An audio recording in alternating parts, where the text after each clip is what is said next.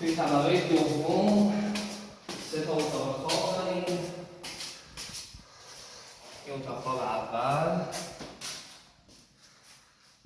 اتاق خواب دوم و اتاق خواب سوم.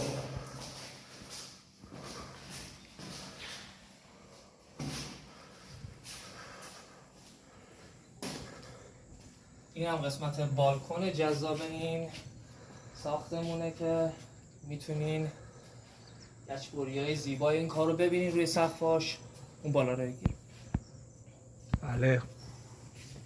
و به زودی تحول خیلی عظیم توی این کار اتفاق میفته. وقتی که کار تموم شدن بهتون نشون میدیم. هر سوالی داشتیم ما هستیم در خدمتتون. توی کپشن توضیحات رو گذاشتیم و خوشحال میشیم نظراتتون رو بدونیم.